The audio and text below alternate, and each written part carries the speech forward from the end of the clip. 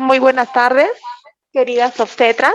Les saluda la obstetra Pamela Arzubialde, vocal 1 del Colegio de Obstetras X Cusco, para darles una vez más la bienvenida a los Jueves Científicos, una capacitación totalmente gratuita para que podamos aumentar las competencias que nosotros tenemos a nivel de nuestra carrera profesional. En esta oportunidad vamos a dar algunas recomendaciones para poder desarrollar de manera adecuada el curso. Primero, mantener la cámara y sus micrófonos apagados. Las preguntas se realizarán al final de la ponencia por el chat de la aplicación. Para identificarse, deben registrar correctamente su asistencia a través de los formularios que les hemos mandado, y en los formatos del Zoom deben estar registrados sus nombres completos, bien escritos para registrar su asistencia. Según el ejemplo, nombres, primer nombre, segundo nombre, si es que lo tuvieran, y ambos apellidos.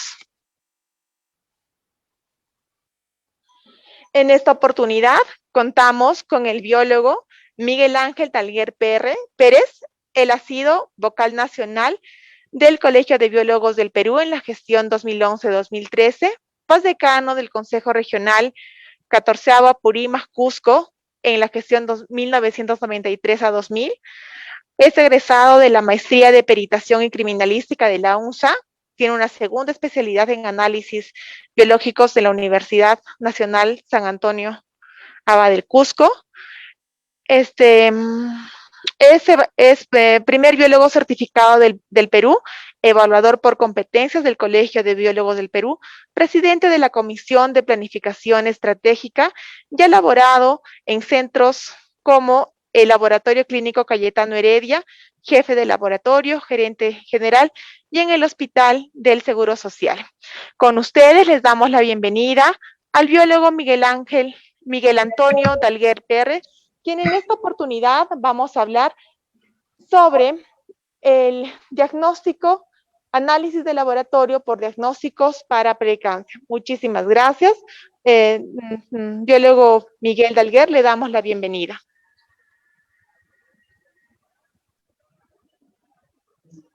¿Ya? Buenas tardes, señoritas, señoras, señores. Buenas tardes.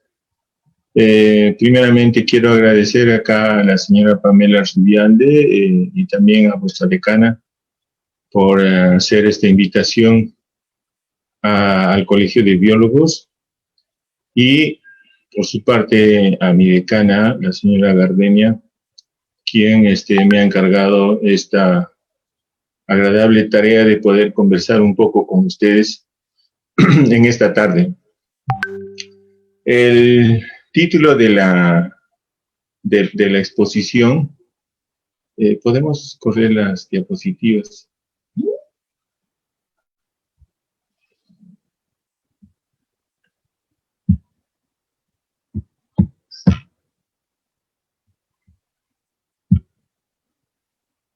Ya, presentación. Chiquitito.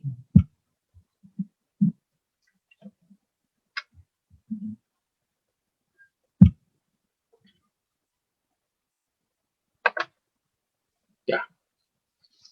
El título de la presentación, en esta oportunidad vamos a hablar sobre análisis de laboratorio para diagnóstico de preeclampsia.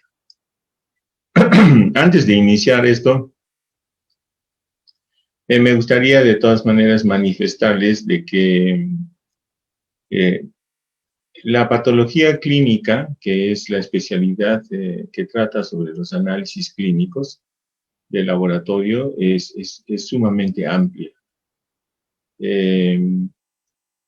Hablar de análisis clínicos así, solamente de su interpretación, nos llevaría a muchas sesiones. Entonces, a pesar de que podríamos decir solamente de obstetricia, pero ese solamente es entre comillas, porque ustedes, al igual que el resto de los profesionales de la salud, requieren de un conocimiento amplio y profundo acerca de todo lo que es patología clínica, ¿no? Ustedes manejan pacientes, diagnostican, ordenan, manipulan, etcétera, pacientes. Entonces, es importante que ustedes también tengan un conocimiento sumamente amplio de lo que es laboratorio clínico. Por un lado, por el mismo hecho de que manejan pacientes, ¿no? Y por otro lado, porque nunca pueden ustedes anticiparse pues a la realidad clínica de cada paciente, ¿no? Entonces, una interpretación correcta de lo que son los resultados de los análisis clínicos es muy importante para ustedes. Y el otro factor sumamente importante también es saber qué pedir, ¿no? Entonces, esos dos criterios van de la mano. Saber qué pedir y una vez que uno recibe los resultados de lo solicitado, saber interpretar de acuerdo a la realidad física, fisiológica y de salud de cada paciente. Eso es sumamente importante. En esta oportunidad, bueno, hemos escogido solamente una etapa, un pedacito pequeño que forma parte también de vuestro trabajo y me imagino también de vuestras preocupaciones, porque encontrarse con pacientes que tienen preeclampsia y que tienen un riesgo posterior a tener una eclampsia debe ser muy preocupante para todos ustedes, ¿no? Entonces, la idea es ver y saber qué cosa necesitan pedir. Y una vez que han pedido, ¿cómo lo deben de interpretar? Bien. Lógicamente vamos a comenzar con el concepto de la preeclampsia.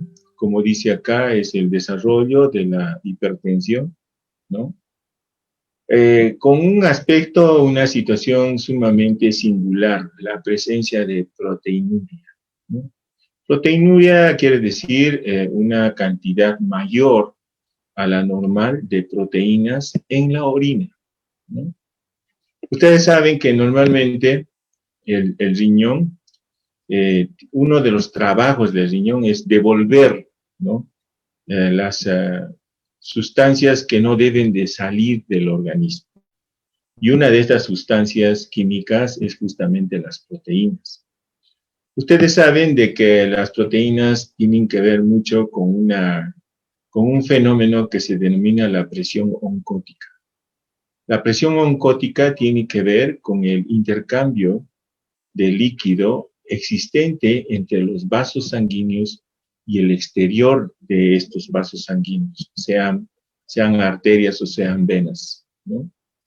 Estas porosidades que permiten este intercambio justamente están manejadas por moléculas de proteínas que funcionan como si fueran unas válvulas, ¿no? Entonces, si el riñón permite la pérdida de las proteínas, la salida al exterior de las proteínas, entonces son estas moléculas de proteínas que se van yendo en la orina.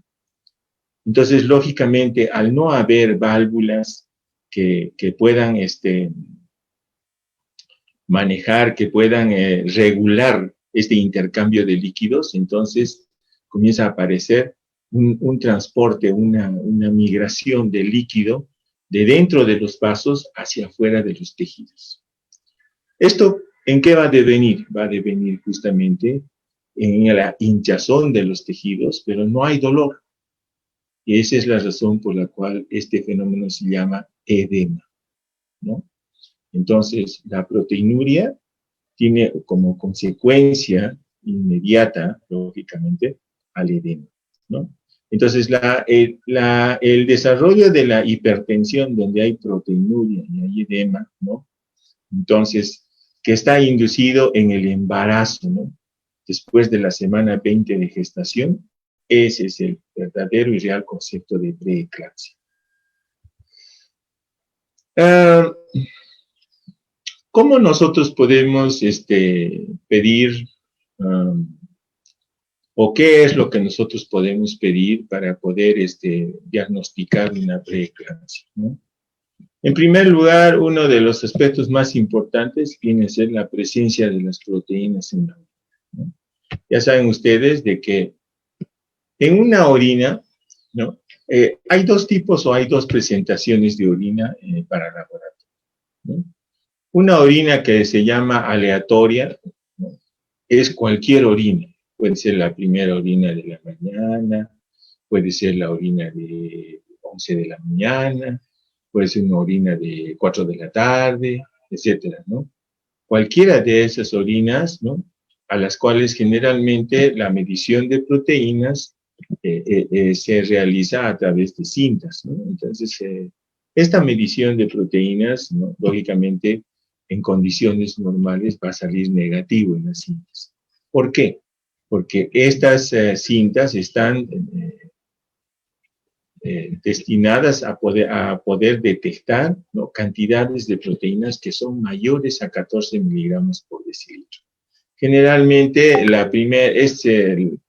el resultado suele darse en cifras exactas, ¿no? Entonces, hay un primer nivel de 30 miligramos por decilitro, que viene a ser justamente el nivel más bajo considerado como para poder pensar o para poder sospechar de una preeclampsia, ¿no? Entonces, si nosotros hablamos de una muestra de orina aleatoria, los valores normales, como ven ustedes acá, son de 0 a 14 miligramos por decilitro, ¿no? Entonces, ¿cuándo consideramos ahí proteinuria? Cuando es mayor a 30 miligramos por decilitro, ¿no? El otro tipo de muestra, ¿no? Viene a ser justamente la orina de 24 horas. Como ustedes van a pedir orina de 24 horas, se hace necesario también de que puedan pedirlo y puedan indicarlo de la manera más adecuada posible. ¿Cuál es la manera más adecuada posible? Mire, para empezar, la orina de 24 horas se comienza, ¿no? Con la vejiga vacía. Entonces, la mejor forma de poder recomendar a un paciente que colecte una orina de 24 horas es decirle, te levantas en la mañana, vas al baño y orinas normalmente en la taza, ¿no? Una vez que has terminado de orinar, tomas la hora, ¿no? Entonces, ese momento, la vejiga está totalmente vacía, ¿no? Entonces, a partir de ahí, todo lo que orine durante las 24 horas hasta el día siguiente, a la misma hora que ha tomado, ¿no? Esa es orina de 24 horas. Supongamos, ustedes le dicen a un paciente, a ver, ¿a qué hora te vas a levantar o a qué hora te levantas? Me levanto a las 5 de la mañana, ya, entonces a esa hora vas a orinar así, ya. Va a orinar y dices, termina de orinar y fíjate la hora, ya, vamos a suponer que ha pasado 10 minutos, 5 y 10. Entonces, a partir de esa hora, todo lo que junte hasta las 5 y 10 del día siguiente. Esa es una correcta colección de orina de 24 horas. Es un poco, ¿cómo les digo?, inseguro cuando las consideraciones dicen, por ejemplo, me vas a juntar orina desde las 7 de la mañana hasta las 7 de la mañana del día siguiente.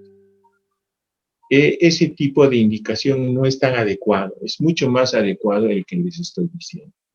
Ahora, otra consideración sumamente importante para orina de 24 horas es el hecho de que esta orina no debe ser desperdiciada. Muchas veces orinan de tal manera de que gran parte de la orina se desperdicia y solo una pequeña parte de esa orina o la mitad o algo así realmente se junta.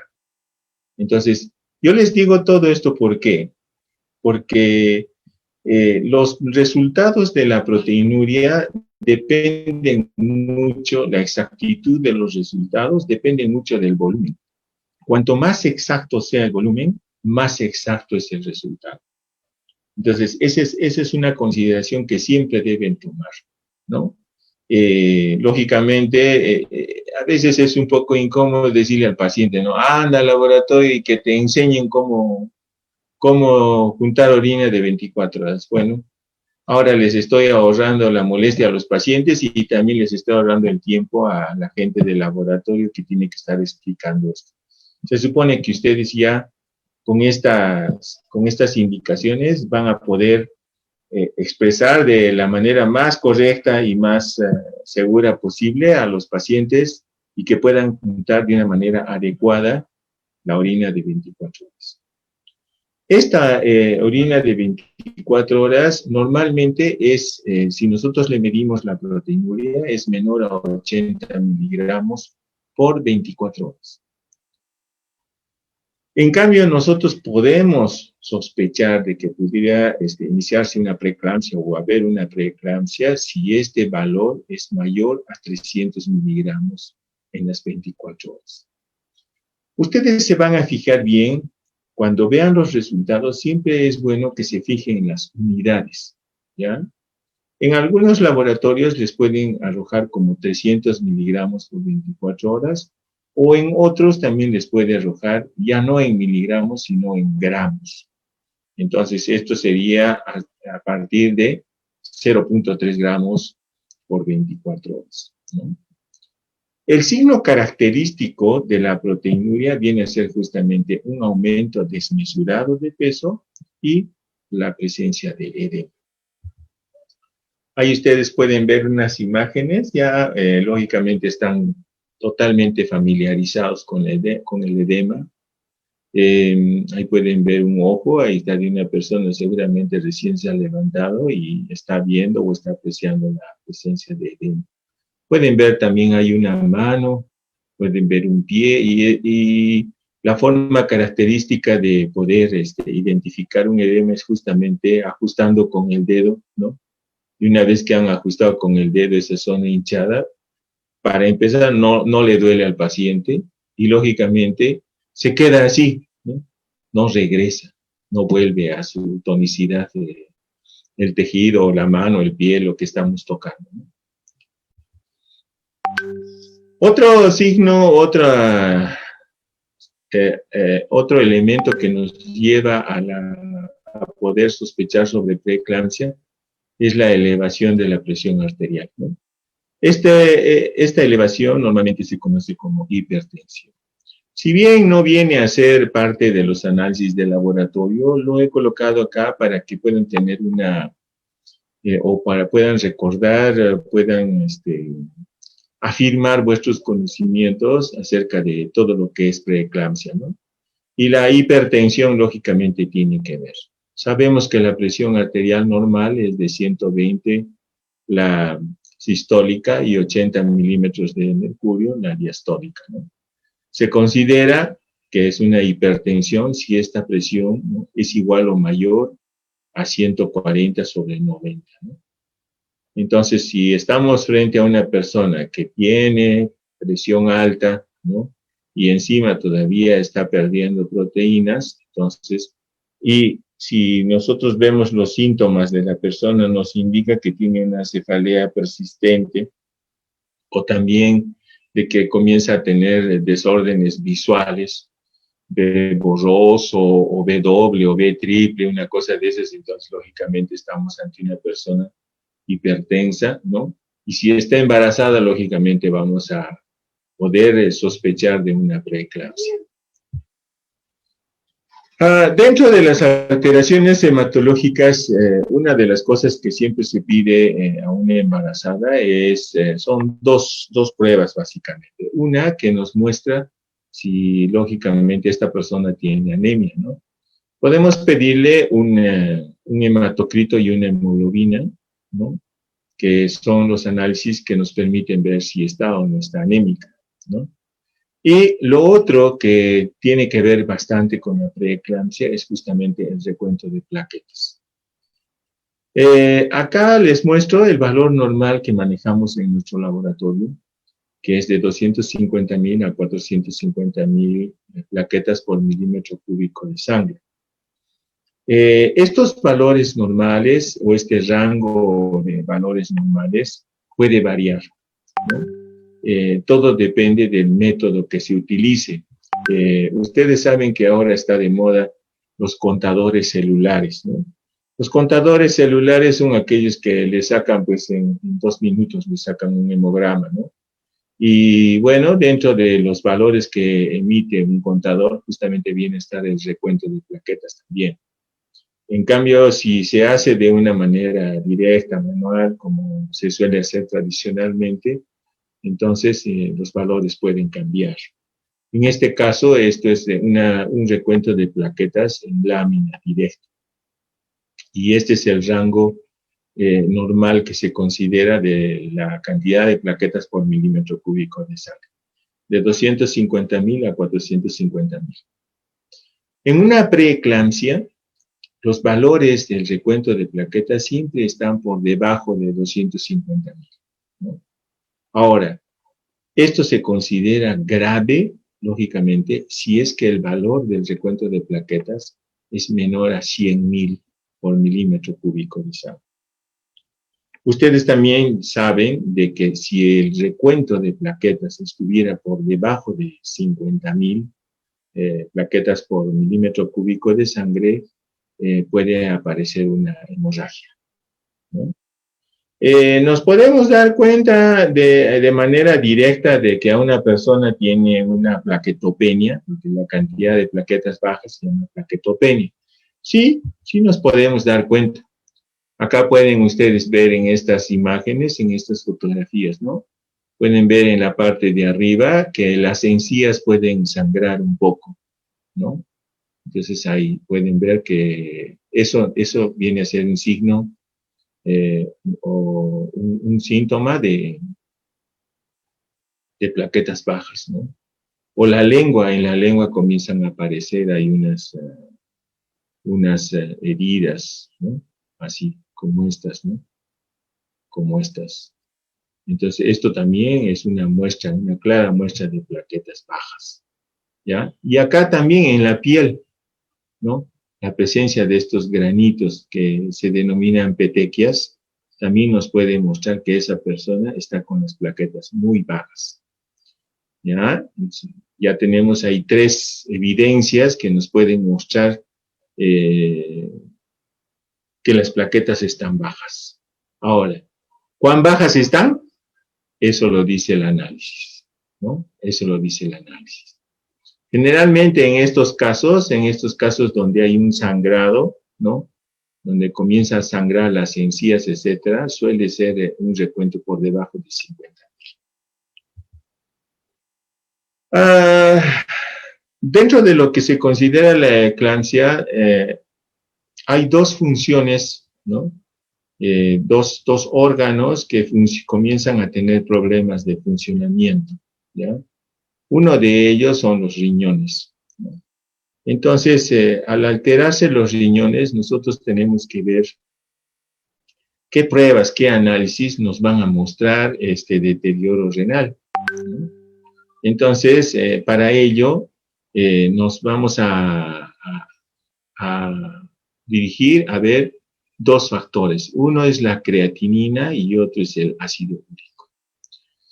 Ambos, ustedes saben de que se consideran o son catabolitos, ¿no?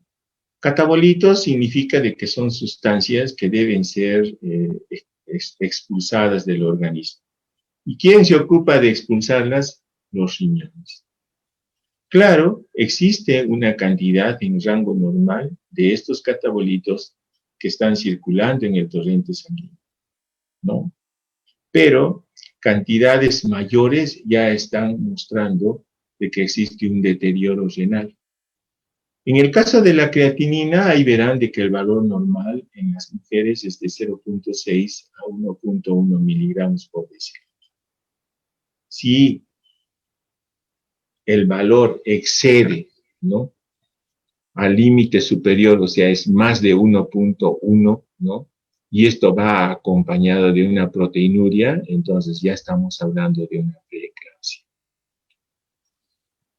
La diferencia con el ácido úrico, ¿no?, es el hecho de que el ácido úrico es una prueba de seguimiento predictivo, ¿no? Es una prueba que, si ustedes consideran por los antecedentes del paciente, por ejemplo, generalmente la primera entrevista con el paciente suelen ustedes preguntar, ¿no?, a alguno de sus antepasados o familiares, su papá, su mamá, sus hermanas, sus tías han tenido preeclampsia, ¿no? Ese tipo de antecedentes siempre van anotados en la historia clínica de la paciente. Entonces, si es que hubiera una respuesta positiva a esta pregunta, entonces es importante hacerle un seguimiento de ácido úrico a esta paciente, ¿no? Entonces, si ustedes hacen esto, por decir, desde la primera entrevista que tienen de la embarazada, y van a ver de que esos valores pueden mantenerse de todas maneras dentro de valores normales, o sea, de 2 a 5 miligramos por decilitro. Pero si a partir de la 15 semana, 18 o 20 semanas de embarazo, ¿no?, comienzan a subir los valores de ácido úrico, podemos decir casi con seguridad que se puede tratar de una preeclampsia, ¿no? Esa es la razón por la cual se hace un seguimiento predictivo. Llegado a este punto, y esto también me sirve para indicarles o recomendarles de que inclusive desde la primera consulta, desde la primera entrevista de ustedes con vuestras pacientes embarazadas, lo que siempre deben pedir, al margen de un perfil de embarazo como se conoce, ¿no? El perfil de embarazo ya ustedes saben, bueno, pueden pedir lógicamente en la primera entrevista como valores de referencia que nos van a permitir ver cómo está evolucionando esa paciente, ¿no? Entonces, el perfil de embarazo consta de un hemograma completo, una velocidad de sedimentación. El hemograma completo siempre nos va a hablar sobre el estado general de la persona. La velocidad de sedimentación nos va a hablar sobre procesos inflamatorios crónicos, ¿no? Tenemos que enterarnos si esa persona es diabética, entonces le pediremos una glucosa. Tenemos que saber cómo están sus riñones, y cómo está comenzando su embarazo y cómo están sus riñones. O sea, ahí le pediremos una urea, una creatinina, un ácido úrico, ¿no? Queremos ver cuál es su estado de enfermedades infectocontagiosas. Entonces ahí le pediremos pues un HIV, que queremos cerciorarnos de que no tiene SIDA. Ustedes saben de que por ley las personas que tienen SIDA no pueden embarazarse, ¿no? No deben embarazarse, por ley. Eso. Ahora, también se le pide ya de una manera casi protocolar un BDRL o un RPR, que es para ver el aspecto de la sífilis, ¿no? También se les puede pedir clamidia. La presencia de clamidia puede hacer de que a la larga pueda perder ese embarazo, ¿no? Después un examen de un grupo sanguíneo y su factor RH, que es sumamente importante para saber, en caso necesario, si esta persona pudiera necesitar una transfusión sanguínea, entonces hay que saber qué grupo sanguíneo y qué factor RH tiene, ¿no? Después un examen de orina completa, para ver también cómo está funcionando sus riñones y si es que ya hay algún indicio de deterioro. Ahí hasta nosotros podemos ver la presencia de proteínas, ¿no?, en orina, la proteinuria. También dentro de enfermedades infectocontagiosas siempre se considera pedirle la prueba de antígeno australiano para hepatitis B y también hepatitis C, ¿no? Ese es un perfil normal o protocolar que se le puede pedir a una embarazada en la primera cita, en la primera consulta que tengan ustedes con esa embarazada. Ahora, para las posteriores consultas, ¿no? Siempre deben de acostumbrarle a vuestra paciente a que traiga, ¿no?, un resultado de orina completa, ¿no? De tal forma que siempre van a hacer un seguimiento acerca de la presencia de proteínas. Y lo otro, lógicamente, dependiendo de la predisposición que tenga la persona a tener problemas con el ácido úrico, ya sea por antecedentes familiares, etcétera, entonces podrían pedirle también igual un ácido úrico. O sea, pedirían un ácido úrico, un examen de orina completa y lógicamente ustedes completarían eso midiéndole la presión. En el caso del hígado también pues hay alteraciones, ¿no? Y las alteraciones en los indicadores de la función hepática justamente radican en estas pruebas, ¿no? Las transaminasas y la lactato deshidrogenasa. Estos metabolitos, estas enzimas son intracelulares, o sea, están dentro de las células. ¿Cuándo se elevan? Cuando estas células por alguna razón se destruyen. Entonces, estas salen al exterior y lógicamente se eleva su cantidad o su concentración en la sangre. En el caso de las transaminasas, tanto la glutámica pirúvica como la glutámica oxalacética, ¿no?, el valor normal es hasta 12 unidades por litro. Esto también va a depender mucho del método que utilice el laboratorio. Esa es la razón por la cual siempre se van a fijar ustedes en valores de referencia. En el caso, por ejemplo, de nuestro laboratorio, el valor normal es hasta 12. Pueden haber otros métodos en otros laboratorios que muestren otro tipo de rangos. Entonces, siempre es importante que para poder evaluar un resultado, se fijen antes de pensar, antes de ver cualquier cosa, los valores de referencia. Los valores de las transaminasas pueden llegar al doble, al triple o al cuádruple y esto indicará pues un daño hepático, ¿no? Y en el caso de una mujer embarazada, lógicamente es un indicador ya de eclampsia, ¿no? Igualmente, en el caso de la lactato deshidrogenasa, cuyo valor normal es de 150 a 300 unidades por litro, ¿no? También, si es que se eleva al doble o al triple, ¿no?, entonces estamos frente a una preeclampsia. Estas son las pruebas más importantes que nosotros tenemos o debemos considerar para poder diagnosticar una preeclampsia. Entonces, creo que ahora ha sido un gusto compartir con ustedes todos estos conocimientos. Ya nos estaremos encontrando en un futuro, no sé cuán cercano o cuán lejano.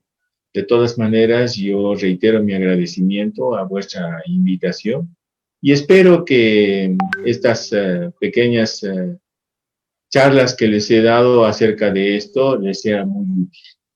Muchas gracias y un abrazo para todos ustedes, deseándoles el mejor éxito en vuestro desempeño profesional.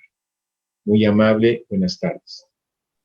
Muchísimas gracias. Agradecemos al ponente, el biólogo Miguel Antonio de Alguer.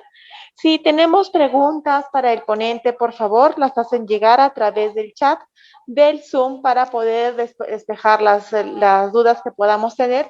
También recordarles que tenemos la presentación en vivo a través de la página del fanpage del Colegio de Obstetras por Facebook.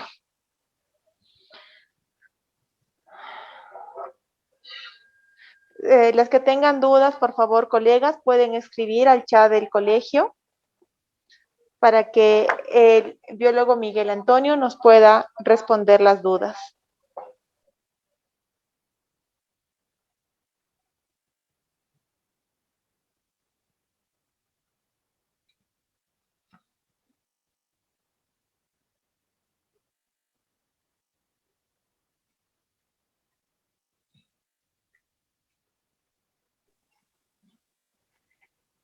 Tenemos algunas preguntas. Biólogo Miguel, el valor predictivo del ácido sulfosalicílico, nos preguntan, ¿cuál es el valor predictivo del ácido sulfosalicílico en la preeclampsia?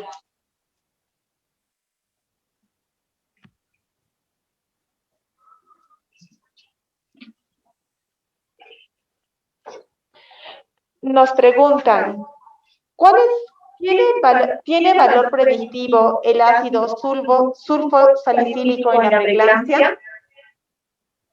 No, desde el punto de vista laboratorial no se considera eso. De repente desde el punto de vista de tratamiento, pero como no corresponde a lo que estamos conversando, no sabría qué decir. ¿Es importante pedir proteínas totales?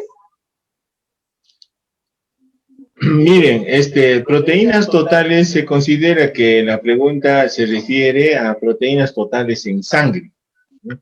Lógicamente, sí, se puede pedir, se puede solicitar como una información, pero más que nada iría al aspecto de la fortaleza física, fisiológica de la persona, ¿no? Porque lo que más nos interesa es la pérdida de proteínas. Y como sabemos que la pérdida de proteínas lo hacen a través de los riñones, lo que más nos interesa es la proteinuria. Muchísimas gracias. La obstetra Kathleen Candia nos pregunta, buenas tardes, en una gestante, ¿cuál es el valor normal de glucosa y si es necesario pedirle el test de Sullivan? Bueno, miren, lógicamente es muy importante saber si una gestante es diabética, ¿no? Por eso yo les había dicho que en una primera entrevista, en una primera consulta, ¿no? Dentro de los análisis protocolares siempre se pide glucosa, ¿no? Entonces, lógicamente, el valor normal de la glucosa es de 70 a 110 miligramos por decilitro. Puede estar un poquito por debajo en el caso de las embarazadas, pero no mucho, ¿no? Entonces, si ustedes saben de que trabajar en salud no es trabajar solitos, sino es trabajar en equipo, ¿no? Entonces, lo lógico que si es que uno ve de que ese resultado de glucosa está elevado, ¿no? Lo que tiene que hacer es derivar al paciente a un endocrinólogo. Y el endocrinólogo pedirá lo que considera pertinente para la condición de esa paciente, ¿no? Entonces, mal haría yo decirle, sí, pídanle esto, pídanle aquello, tal cual. Yo más bien les sugiero que siempre deben de trabajar de manera complementaria en equipo, ¿ya? Y las interconsultas son muy importantes porque, bueno, nadie es dueño de toda la verdad. Somos dueños de verdades, de medias verdades. Entonces, lo mejor que podemos hacer en bien del paciente sobre todo es pues remitir a una interconsulta con endocrinología en este caso. Muchas gracias, señor Miguel. Una consulta más. ¿Cuál sería el resultado seguro en el caso de proteínas? No se entiende bien la pregunta, ¿no? La obstetra Sabiluna, si podría volver a formular su pregunta. El resultado seguro. El caso de proteínas. Ah, bueno, si queremos estar seguros de que es una preeclampsia, lógicamente sería pues valores mayores a 300 miligramos por 24 horas o resultados mayores, mucho mayores a 30 miligramos por decilitro en una orina aleatoria, ¿no? Nos pregunta, ¿son confiables las tiras reactivas de orina? Bueno, si están bien conservadas y tienen todas las condiciones de almacenamiento adecuadas, sí, definitivamente. Claro, de repente podríamos dudar un poco, o podríamos tener ciertas suspicacias, ¿no? Por ejemplo, porque nos da valores redondos. Pero eso se debe básicamente a que están fabricadas de esa manera. Si nosotros quisiéramos un valor más exacto, las cintas son referenciales, ¿no? Me pueden decir, tiene 30, pero el siguiente nivel es si no me equivoco, es de 100, ¿no? Entonces, entre 30 y 100. Y si yo quiero saber exactamente cuánto de proteinuria tiene, fácil. Vuelvo a pedir la proteinuria, pero así, solamente proteinuria, de manera puntual, ¿no? En orina aleatoria. Entonces, cualquier orina llevará al paciente al laboratorio y ahí le harán una medición de proteinuria. Solo proteinuria. No como parte de un examen de orina completa donde se ven dependiendo 9, 10, 11 metabolitos acompañados del sedimento urinario. Otra consulta de los tetrasavis. ¿Cuán seguro es el resultado de proteínas en tiras reactivas para una preeclampsia? Acabo de contestar esa pregunta. Perdón. La Cetra Magda Bustillos nos pregunta, ¿es mejor pedir una proteína cualitativa o la cuantitativa en la primera atención prenatal? Mire, en la primera atención, yo como les decía hace un momento, ¿no? Ustedes lo que siempre deben pedir para poder entrevistarse, para poder hacer una consulta, así casi de manera obligatoria, es un examen de orina completa. O sea, paciente pide su cita y junto con la cita debe haber una indicación diciendo hágase un examen de orina completa y con eso venga a la consulta. Ahora, no sé, si es que esa paciente es privada, bueno, lógicamente se puede hacer en cualquier laboratorio. En un laboratorio se hace un examen de orina completa. Y si se hace en el hospital, bueno, lógicamente tendrán que darle una orden. Pero en este aspecto yo soy de la idea de que siempre es mejor que se hagan una orina completa en un laboratorio privado. ¿Por qué? No porque los laboratorios de los hospitales o de las clínicas son malos, no, sino por el mismo hecho de que se complican las cosas, necesita orden, necesita un montón de cosas. En cambio, en un laboratorio privado no.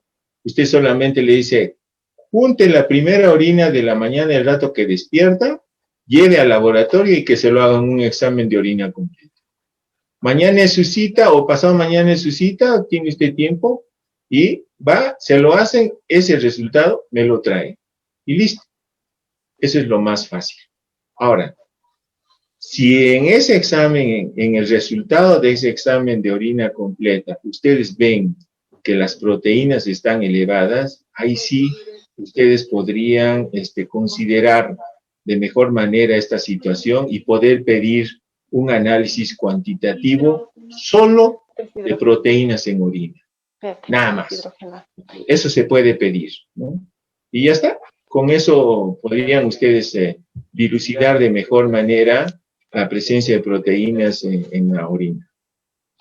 Nos pregunta a través del Facebook, ¿qué importancia tiene la proteinuria de 24 horas después del parto o cesárea? Ustedes saben que la preeclampsia no solamente se presenta pues durante el embarazo, sino que también puede presentarse en el parto o también puede presentarse en un tiempo inmediato posterior al parto, ¿no? Entonces, lógicamente, la importancia que tiene la hipertensión, ustedes saben y conocen las consecuencias de esto, ¿no? De la hipertensión. Puede haber un daño hepático, puede haber un daño renal, puede haber un daño inclusive en la vista, etcétera, ¿no? Ustedes conocen de mejor manera que yo las consecuencias de ello. No pretendo inmiscuirme en las labores de otros profesionales con los cuales generalmente mi forma de trabajo es complementaria. Y mi trabajo es hacer análisis y, lógicamente, en alguna forma ayudar a la interpretación. Muchas gracias. La obstetra Kelly Ramos a través del Facebook nos pregunta, En las gestantes, ¿en qué edad gestacional es ideal para pedir la glucosa para descartar diabetes gestacional y si esto repercute en la hipertensión? A veces son complejos, ¿no? Son problemas o son situaciones complejas. Una persona puede ser diabética, pero no hipertensa, puede ser hipertensa y no diabética, puede tener los dos problemas, etcétera, ¿no? Entonces son situaciones que se suscitan de manera particular. Cada paciente es una historia totalmente distinta, ¿no? Entonces, lógicamente, como les vuelvo a repetir, si ustedes piden un protocolo o un perfil de embarazo al comenzar nada más ese embarazo, entonces lógicamente podrán ustedes llevar de mejor forma ese embarazo, ¿no? Junto con el paciente. Y en el camino ya ustedes verán en qué momento es necesario pedir qué. Ahora, se supone que en la primera cita ya ustedes van a tener un valor de glucosa, van a saber si es diabético, y si no lo es y ven que es demasiado, que tienes mucho sobrepeso, etcétera, pedirán pues otras cosas, ¿no? Pedirán, por ejemplo, un perfil lipídico y también, lógicamente, indagarán sobre antecedentes familiares, ¿no?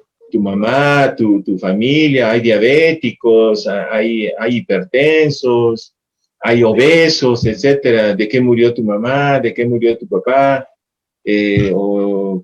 tus hermanos, todos son gordos o todos son como son. Entonces, lógicamente, con toda esa información va a ser sumamente útil y valiosa para poder llevar de mejor manera a una paciente embarazada. Muchas gracias. Luego, Miguel, una consulta de la obstetra Carolina Aida. Cuando a una gestante le salen leucocitos elevados en el examen de orina, ¿por qué sale su urocultivo negativo? Normalmente no debería salir negativo, porque lógicamente usted, Carolina, está hablando sobre una infección urinaria. ¿Ya? Sabemos que una orina completa tiene dos partes o dos porciones, ¿no? La primera parte que vienen a ser las pruebas físico-químicas y bioquímicas. Y la segunda parte viene a ser justamente el sedimento urinario. Dentro de lo que es el sedimento urinario existe un acápite donde dice leucocitos. El valor normal de leucocitos en la orina es hasta 10, ¿ya? Hasta 10 leucocitos por campo. Por encima de 10 leucocitos por campo, ya se puede considerar una infección. La gravedad o la seriedad de este problema de la infección urinaria se puede ver por la cantidad de leucocitos, ¿no? Una cosa es decir, ustedes saben que los resultados de leucocitos se reportan en rango, ¿no? Entonces, por ejemplo, digamos, ¿no? Una persona normalmente, ¿cuántos leucocitos puede tener? Pues 0 a 2, 2 a 4, 3 a 6, puede ser, ¿no? Pero, por ejemplo, si ustedes ven un resultado donde dice 8 a 12 leucocitos por campo, entonces estamos hablando de un inicio de una infección urinaria, ¿no? Y por encima pueden haber otros rangos, lógicamente, ¿no? De 15 a 20, de 20 a 30, de 40 a 50, de 60 a 80, de 80 a 100, de 100 a 150, mayor a 200 leucocitos por campo, etcétera, ¿no? Entonces, lógicamente, esto nos evidencia una infección urinaria. Ahora, usted me dice, ¿y el urocultivo por qué sale negativo? El urocultivo puede salir negativo siempre y cuando esa persona en esa o bajo esas circunstancias ha tomado un antibiótico. No interesa el tipo de antibiótico que haya tomado, pero ha tomado un antibiótico. La presencia del antibiótico no permite el desarrollo de las bacterias en condiciones in vitro. O sea, dentro de la paciente de repente el antibiótico ni les hace nada, pero en condiciones laboratoriales, en condiciones in vitro, eso es sumamente importante. Entonces, ¿Qué cosas nosotros debemos hacer para poder llegar a un buen resultado que nos ayude y que nos permita hacer que esa paciente se recupere de ese problema que tiene? En primer lugar, recomendarle que no tome antibióticos así por así más, ¿no? Existen analgésicos de vías urinarias, etcétera, y podrían ustedes recomendarle eso. Ahora, por otro lado, suponiendo de que ese paciente ha tomado un antibiótico, no le ha interesado, se ha automedicado y ha tomado. Bueno, entonces lo que se debe de hacer es advertir al laboratorio y decir, hacer un urocultivo, pero con removedor de antibiótico. El removedor de antibiótico es una sustancia que se pone, en este caso en la orina que se ha colectado, se le pone la sustancia en laboratorio, ¿no? Y esta sustancia remueve, o sea, quita el antibiótico, saca, lo secuestra al antibiótico. Entonces, al hacer esto, permite pues que la bacteria pueda cumplir su desarrollo, su multiplicación de una manera normal. Entonces, al hacerse eso, lógicamente, al sembrarse en el medio de cultivo, esta bacteria va a crecer, va a prosperar. Entonces, al crecer, lógicamente, nosotros vamos a identificar esa bacteria, por un lado, y por otro lado, vamos a someterla a un antibiograma. Y ese antibiograma nos dirá, ¿no?, qué antibióticos son los más adecuados para el tratamiento que puedan matar a esta bacteria. Entonces, esa es la función, en resumen, de un urocultivo. Saber quién es y cómo hay que matarlo, ¿no? Entonces, pero para ello siempre es importante el hecho de que ese paciente no haya tomado ningún antibiótico. Si lo ha hecho, hay que hacerlo, el análisis hay que hacerlo con removedor de antibiótico. Nos pregunta la obstetra Jacqueline. Si una persona en edad fértil de 25 años tiene TGO de 233 y TGP de 110, ¿indica que ya tiene hipertensión? No. Estamos confundiendo las cosas. Las transaminasas no nos hablan de presión. Las transaminasas nos hablan de deterioro hepático. Las transaminasas nos van a decir cómo está ese hígado, si está mal, está bien. Si el hígado está muy bien, entonces lógicamente los valores estarán por debajo de 2. Si el hígado está mal, entonces lógicamente estos valores serán más elevados, ¿no? Esto es totalmente independiente de la hipertensión. Nos pregunta la obstetra Inquil. Si una paciente es hospitalizada en horas de la tarde, la mejor opción es realizar examen de proteinuria de 24 horas a la mañana del día siguiente, tomando en cuenta las pautas indicadas, o se podría realizar el examen ese mismo momento. Yo en ese caso, ustedes saben, ¿no? Miren, yo también trabajé en hospital. Entonces, lógicamente, hay pacientes de dos condiciones, ¿no? Una condición es cuando ese paciente se encuentra en un estado de emergencia, cuando está mal, está muy mal. Entonces, lógicamente, no vamos a esperar a que se cumplan protocolos bajo esas condiciones, ¿no? En este caso, por ejemplo, si ese paciente realmente ustedes observan y examinan de que se encuentra en malas condiciones, lo que harán es pedirle un examen de orina completa inmediatamente. O sea, hacer una apreciación o recibir una apreciación de una proteinuria en orina aleatoria, ¿no? Ahora, lógicamente, si ustedes consideran de que es mejor hacer una evaluación, bueno, lo harán cuando la paciente ya se encuentre estabilizada, ¿no? Pero bajo esas condiciones, una orina completa y ahí tendrán ya una evaluación de proteinuria.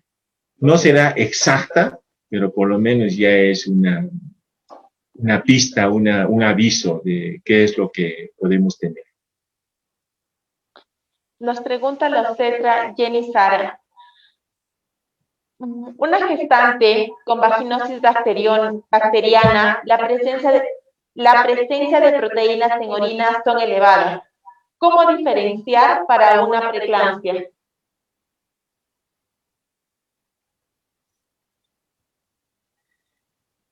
Bueno, miren, las infecciones vaginales son muy diferentes, ¿no? Una persona con preeclampsia puede o no tener infecciones vaginales, pero una infección vaginal nunca me va a llevar a la conclusión de que se trata de una preeclampsia, ¿no? Son cosas distintas. La obstetra Jessica nos pide los valores normales de bilirrubina directa e indirecta. Bueno, ustedes saben de que la bilirrubina también es un marcador hepático. No se, se puede utilizar el valor de la bilirrubina cuando se trata de una preeclampsia grave, ¿no? O sea, se puede solicitar. ¿Por qué? Porque muchas veces en la preeclampsia grave o en la eclampsia ya se puede ver aspectos de hemólisis. Entonces, la hemólisis básicamente se puede ver a través del valor de la bilirrubina.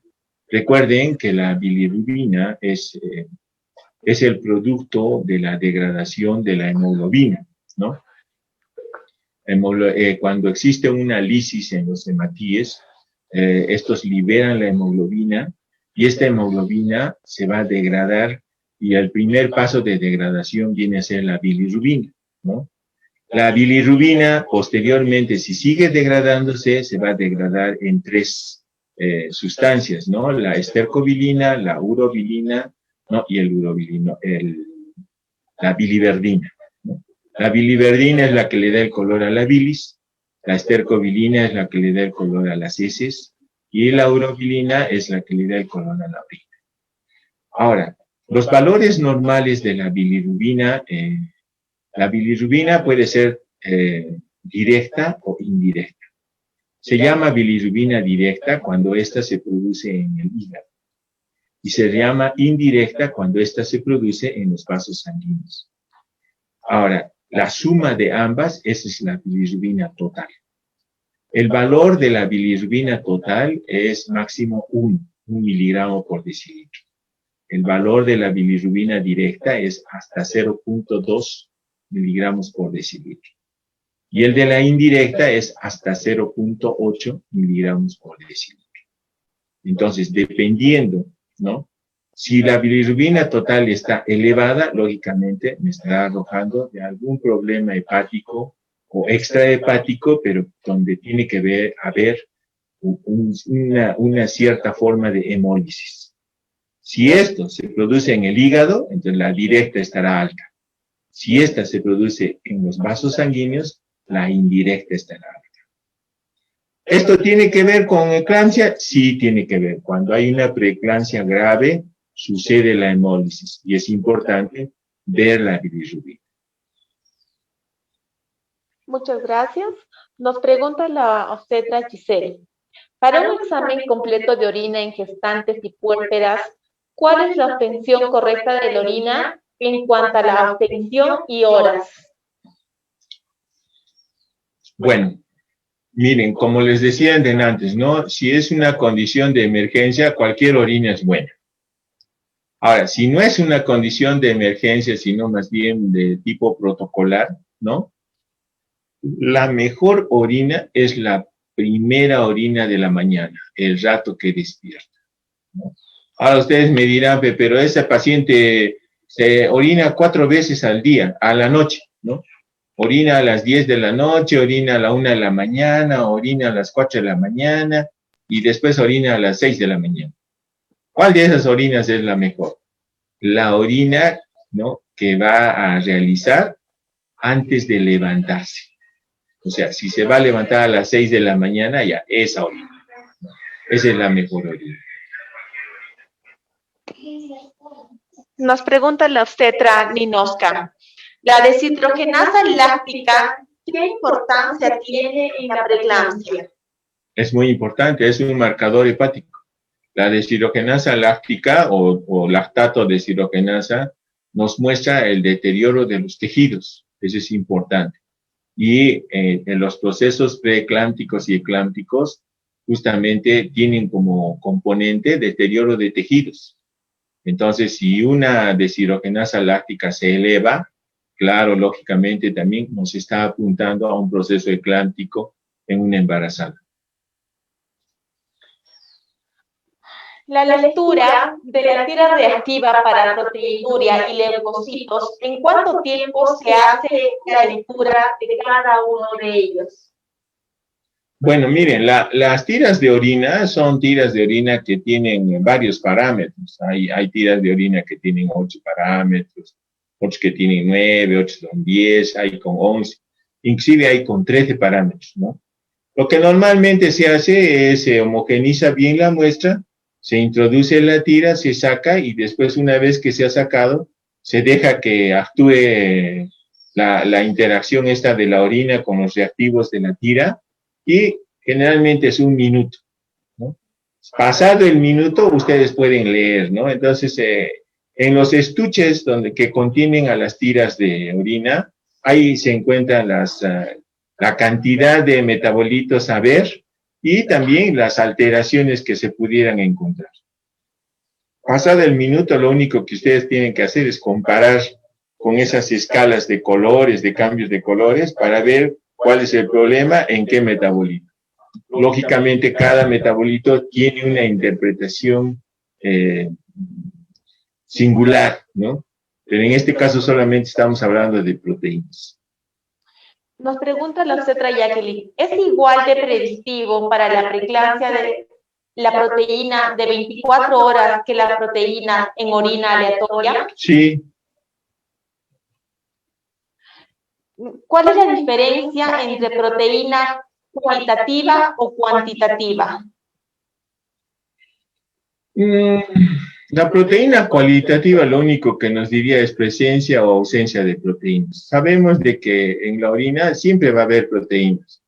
Lo que nos interesa es la cantidad de proteínas. Entonces, por ejemplo, si nosotros consideráramos la valoración de las proteínas en las tiras de orina, podríamos decir que es una metodología semi-cuantitativa. No es cualitativa. Cualitativa nos diría, pues, ¿hay o no hay? ¿No? Pero nosotros ya sabemos que siempre va a haber, ¿no? La pregunta es, ¿cuánto hay? ¿No? Entonces, si va a haber menos de 14, entonces lógicamente no va a aparecer en la cinta de esas proteínas. ¿Por qué? Porque eso está programado como para que aparezcan con más de 30 miligramos por decilitro. Si es que hay más de 30, recién aparece un cambio en la tira reactiva. Si es que hay menos de 30, no aparece nada. Se considera eso como normal, ¿no? No sé si me expliqué. Sí, biólogo Miguel. Nos preguntan el significado de células epiteliales abundantes en orina, bacterias 2 cruces, leucocitos de 5 a 8. Bueno, eso no forma parte de la charla, pero a ver, estamos hablando del sedimento urinario. No sé si sea posible, pero yo tengo acá yo preparé un speech, una charla acerca de de la estandarización de los valores normales y de la metodología en orina completa, ¿no? A ver, vamos a ver, un poquito más abajo. Vamos a ver. Acá está. Hay 3, pero a ver, ¿cómo los puedo mirar previamente? ¿Con botón secundario? ¿Este botón secundario?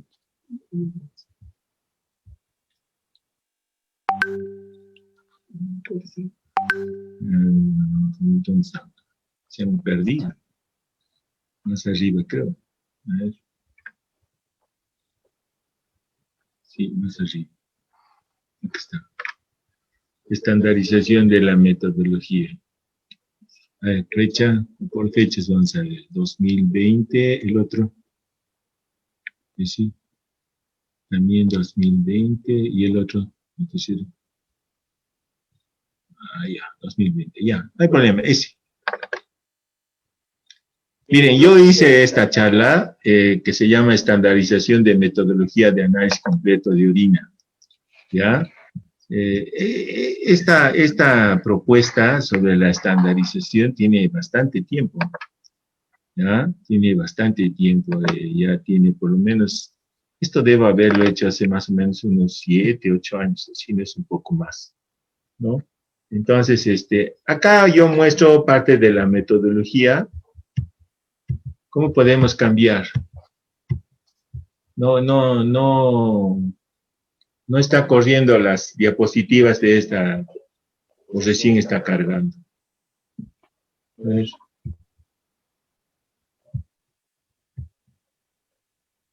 ¿Qué pasa? Bueno, ahí está, ¿no? Miren, este es un formato de los resultados que deben de ustedes recibir en un examen de orina completa, ¿no?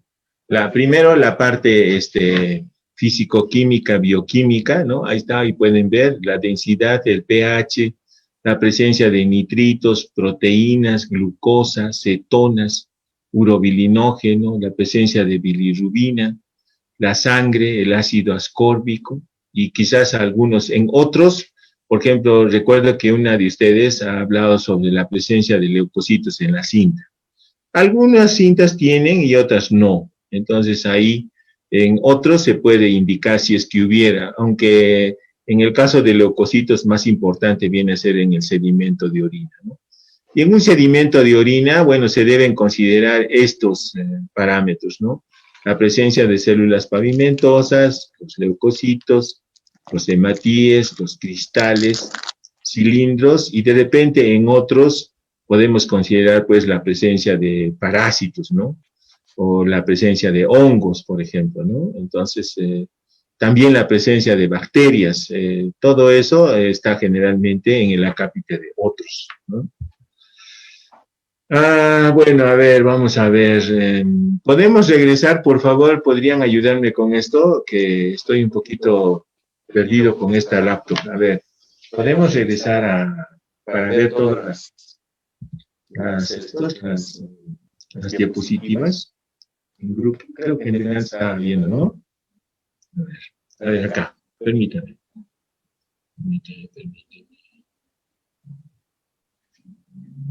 Ya. ¿Cómo era la pregunta? Células epiteliales abundantes en orina, bacterias 2 cruces, leucocitos 5 a 8. Ya, correcto. Ya, acá está la parte bioquímica. Ahorita vamos a ver sedimento. Esta es una charla de más o menos 5 horas, pero es todo orina, todo orina.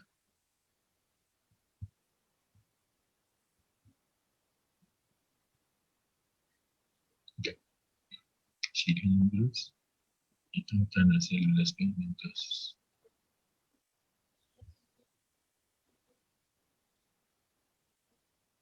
Cristales.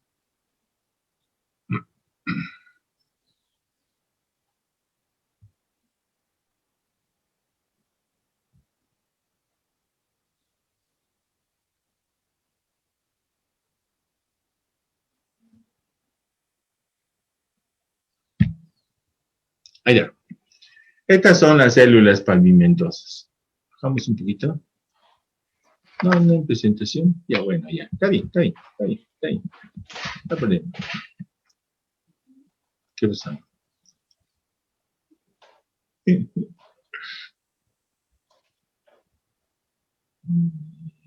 Creo que nos hemos regresado otra vez allí.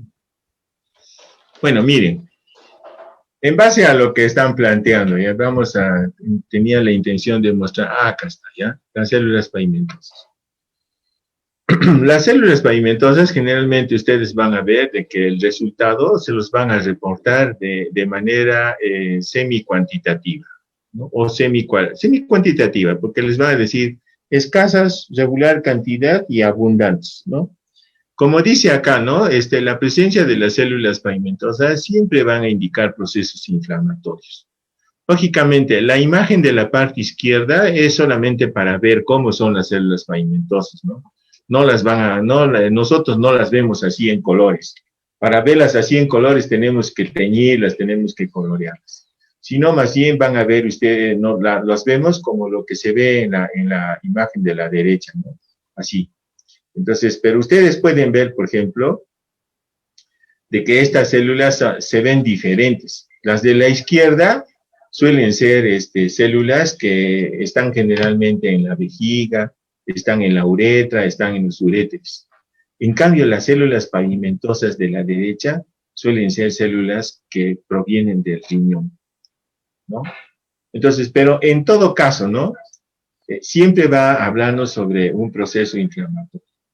Cuando nosotros vemos un resultado de orina, si me dice células pavimentosas escasas, quiere decir que es normal que no hay ningún proceso inflamatorio. Pero si me dicen regular cantidad o abundantes, entonces ahí sí me están hablando de un proceso inflamatorio. Si nosotros quisiéramos indagar más, bueno, no es obligación del laboratorio reportar el tipo de células pavimentosas. Pero ustedes podrían pedirlo, ¿no? Así de una manera, ¿qué le digo? ¿Qué les digo? Concreta, podrían pedir, por favor, ¿podrían indicarme qué tipo de células pavimentosas son? ¿O cuál es su procedencia? Entonces ahí sí puede ser que el laboratorio les pueda dar esa información.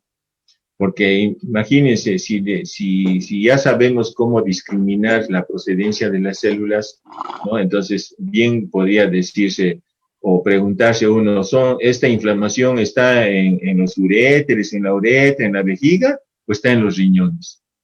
Lógicamente se puede llegar a ese tipo de conclusión de esto, ¿no? Entonces, ahora, ustedes me están hablando, a ver, Pamela, ¿podría repetirme, por favor, la pregunta? Células epiteliales abundantes en orina, bacterias 2 cruces, leucocitos 5 a 8. Ya. Miren, si estamos hablando de abundantes células pavimentosas, estamos hablando de un proceso inflamatorio. ¿Ok? Ahora, 5 a 8 leucocitos es normal, ¿no? Porque ustedes ya les he dicho ya, se considera una infección urinaria cuando el recuento de leucocitos está por encima de 10 por campo, ¿ya? Y en rango, hasta podemos hablar de repente de 8 a 12. Pero de 5 a 8 se puede considerar como parte del proceso inflamatorio. La presencia de las bacterias, de repente son bacterias pues que estaban ahí alrededor en los labios mayores vaginales o en los labios menores vaginales, ¿no? Y que han sido arrastrados en el momento de orinar, ¿no? Pero lo que siempre va a mandar es la presencia de leucocitos, ¿no? Ahora, existen casos en los cuales las pacientes de repente no tienen un buen nivel de defensas y por lo tanto la cantidad de leucocitos no va a ser lo que se considera usual, ¿no? Entonces, en estos casos, por ejemplo, si ustedes quisieran discriminar y realmente llegar a la conclusión de que se trata o no se trata de una infección urinaria, soliciten un urocultivo. El urocultivo tiene la última palabra. Muchísimas gracias, biólogo Miguel. La explicación ha estado bastante buena. Nos pregunta la obstetra, ¿cuántas horas se debiera estar en ayunas para un buen examen de glucosa? El mínimo es 2 horas. O sea, estas cosas son bien interesantes poder tratarlas, ¿no? Cuando una persona habla de ayunas, ¿no? Y en condiciones basales, ¿no? O sea, laboratorio suele exigir condiciones basales. ¿Qué cosas son las condiciones basales? Las condiciones basales son el hecho de que el paciente tiene que estar recién levantadito, ¿no? O sea, que recién ha despertado, se ha levantado de su camita, no ha tomado desayuno y ha ido al laboratorio y se ha hecho el análisis de sangre, ¿no? Esa es una condición basal. Ahora, supónganse de que esa persona se ha acostado a las 12 de la noche, 11 de la noche, entonces hay un buen tiempo, un buen lapso de tiempo y esa glucosa va a ser una glucosa bastante confiable, ¿no? Si ese paciente se ha acostado a las 4 de la mañana, se ha levantado a las 6 y ha ido al laboratorio, hay un lapso de 2 horas. Generalmente se considera ayunas lapsos mayores a 2 horas, ¿no?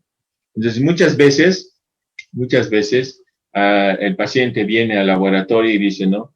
Quiero hacerme una glucosa, pero ¿saben qué? Me olvidé de las ayunas y tomé desayuno. Ya. Primera pregunta, ¿qué ha tomado usted de desayuno? ¿Ya? Vamos a suponer que ha tomado un jugo y después se ha comido una torta. ¿Ya? Entonces, el jugo, bueno, estaba con azúcar, sin azúcar, ya, bueno, sí le puse azúcar, ya está bien. Y la torta, lógicamente, tiene hidratos de carbono y todo eso. ¿Cuál es el tiempo mínimo adecuado si esa persona quiere hacerse de todas maneras su glucosa? 2 horas, ¿no? ¿A qué hora tomó desayuno? Tomé a las 7 de la mañana. Ah, perfecto. Ahorita ya son las 10 de la mañana. ¿Ya? Se puede considerar como una paciente en ayunas y se le toma la muestra y se hace el análisis. ¿Que ese resultado de glucosa es confiable? Sí es confiable, ¿no? ¿Que es exacto? No es exacto. ¿Por qué? Porque no tiene condiciones basales. O sea, si ha salido un resultado, por decir, imagínense, de 80, seguramente esa paciente en condiciones basales, su glucosa será de 74, 72, 76, ¿no? O de repente será, generalmente es menos, ¿no? Entonces, pero es un error aceptable. Por lo tanto, ese resultado será confiable. Muchísimas gracias. Nos preguntan, ¿cómo se debe transfundir sangre a una gestante o puérpera y en cuánto tiempo? Eso es labor de las enfermeras.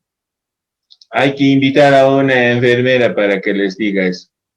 ¿Cómo se puede transfundir? ¿En qué condiciones? ¿Cuánto tiempo? ¿Qué se utiliza? Bueno, miren, hay un área en laboratorio clínico que se llama banco de sangre. ¿Ya? ¿Cuál es la función de banco de sangre? La función de banco de sangre es primero, ¿no? Garantizar la calidad de la sangre. ¿Ya? Para eso hay un montón de evaluaciones. Esas evaluaciones pasan por evaluaciones personales, antecedentes patológicos, condiciones personales, enfermedades que ha tenido. Todo eso, ¿no? Se evalúa para poder obtener una bolsa de sangre, una unidad de sangre de alta calidad. ¿Ya? Número 1. Número 2.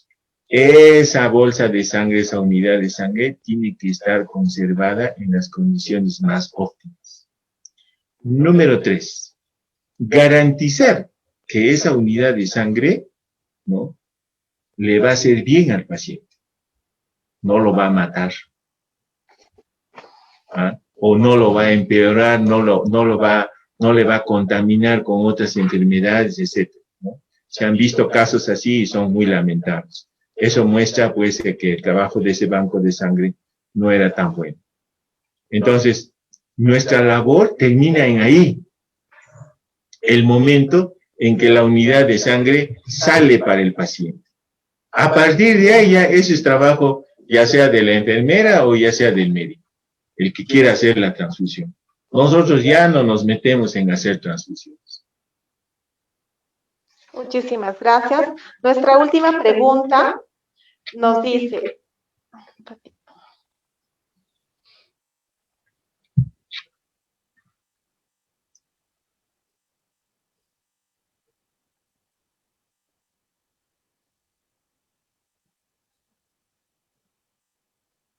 un ratito, por favor. No hay problema.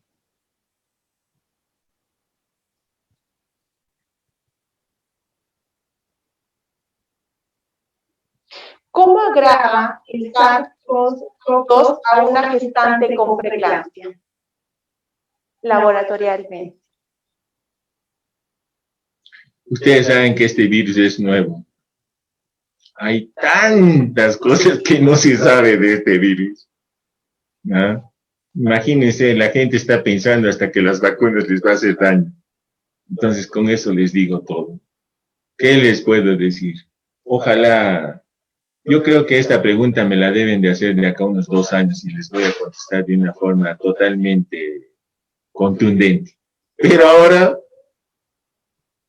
no les puedo decir nada, perdónenme.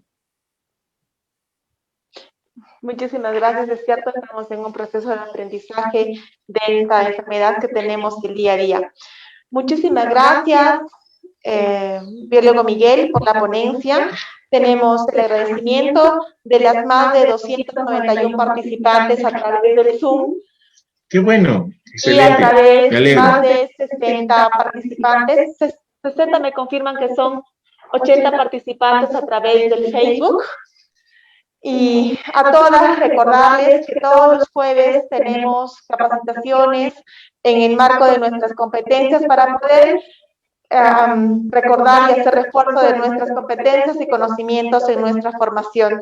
El Colegio de Obstetras, Consejo Regional de Cusco, le hace el agradecimiento como ponente en la presente capacitación de interpretación y análisis clínico en obstetricia. Muchas gracias, Pamela, muy amable. Gracias a todos ustedes. ¿Todavía estamos al aire? Sí, todavía estamos participando. Les agradezco por vuestro tiempo. Espero que lo que yo conozco, lo que yo sé, sea útil para vuestro trabajo profesional. Cualquier cosa, miren, mi laboratorio queda en la calle Tuyumayo, en Tuyumayo 608, es la parte baja, más abajo de la Plaza Lima Pampa, y cualquier cosa estamos a la orden. El teléfono del laboratorio es 246263, pueden hacer vuestras consultas. Si nos buscan en Facebook, también estamos en Facebook como LabClin Cayetano Heredia. Bueno, si consideran pertinente las autoridades del Colegio de Obstetras, en algún otro momento nos estaremos encontrando, porque como al inicio de esta charla les dije, la interpretación de los análisis clínicos es todo un mundo. Hemos tocado solamente un poquito de todo lo que significa la patología clínica, ¿no? Y que ustedes lógicamente deben de siempre tener presente y conocer. Un afectuoso abrazo para todos ustedes y muchas gracias por vuestra atención. Hasta pronto. Muchísimas gracias. Una vez más, agradecerle por su disposición en nuestras facilitaciones. Queremos dar, por favor, antes de que cuelguen, algunas comunicados para poder hacer un adecuado registro. Recordarles que tienen hasta este 19 de febrero para que puedan cancelar a aquellas personas que necesiten una constancia y enviar el voucher al correo del Colegio de Obstetras, croxcusco@gmail.com. Además, recordarles que este jueves contamos con la ponencia de educación menstrual, todos sin tabús. Esta ponencia va a tener un cambio horario, va a ser de 8 a 10 de la mañana, debido a que la ponente es una educadora menstrual, pedagoga, historiadora, que viene desde España. Ella es Rafaela Romo, quien nos va a acompañar en esta ponencia. Si tienen alguna duda o pregunta, nos hacen llegar al WhatsApp del colegio o a través de estos medios o a través de la página web.